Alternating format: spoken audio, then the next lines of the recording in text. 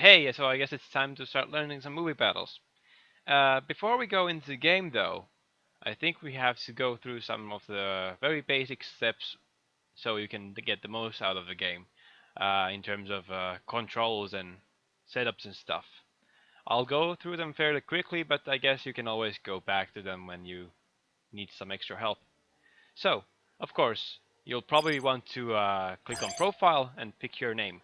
That's really simple. Just write in your name. Then, moving on, we'll probably be wanting to check out if our commands are proper. Movement, you probably don't have to do any changes unless you want to. Interaction, here are some stuffs you probably need to think about, like saber style and alternate attack. These should be really accessible. You have to have them really nearby to your fingers so you can access them a lot. Here, nothing too special. Do it if you want to.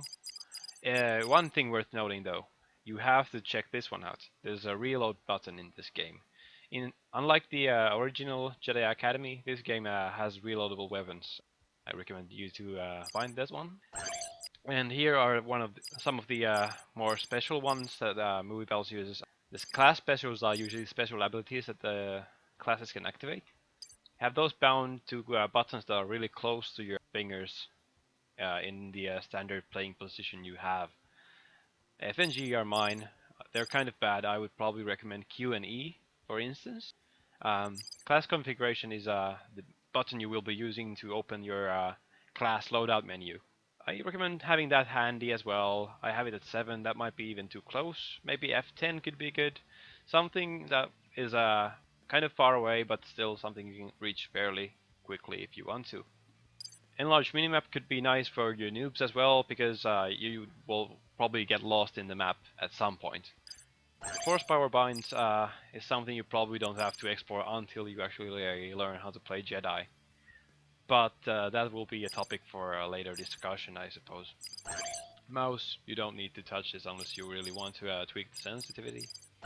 In terms of media recording, I think you probably want to adjust this based on your own preferences. But I've kept the auto record on because I kind of personally enjoy having my replays saved somewhere, so I can use them later on to make highlights of my gameplay moments without having to like waste a lot of hard drive space.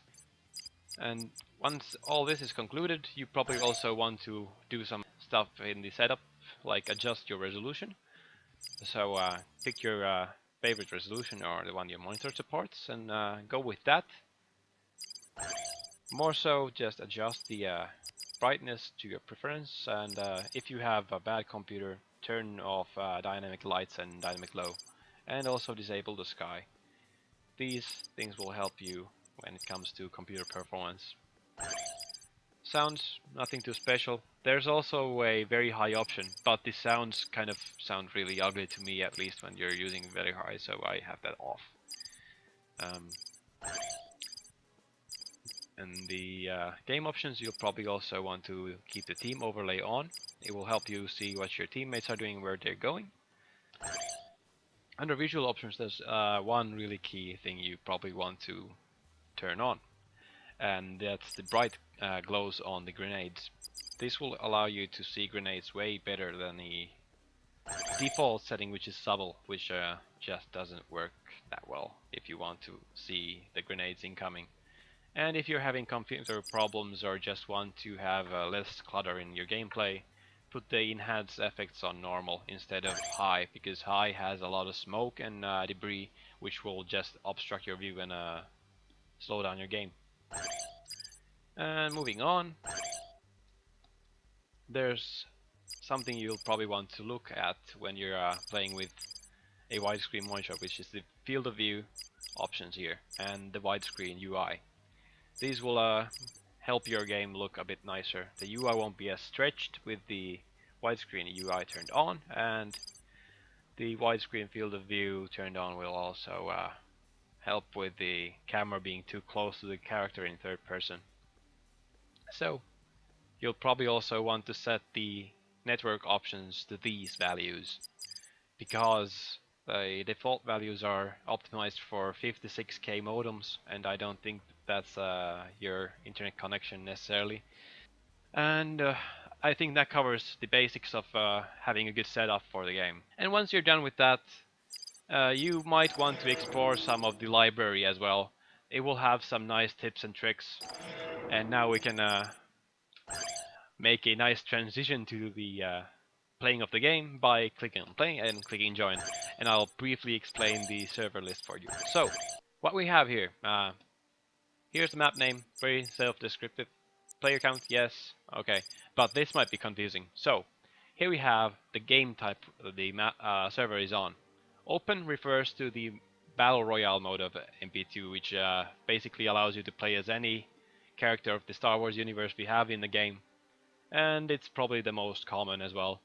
People tend to enjoy the possibility of playing exactly how they want, and this is the mode that enables you to do it. And Full Authentic is a mode basically made for fighting the real battles, the actual movie battles. This was supposed to be the intended main game mode initially, but Open took over in the end and it got more popular. But Full Authentic is still a lot of fun because it has a lot more variety in terms of what kind of characters you can play as. And lastly but not least, we have the dueling mode.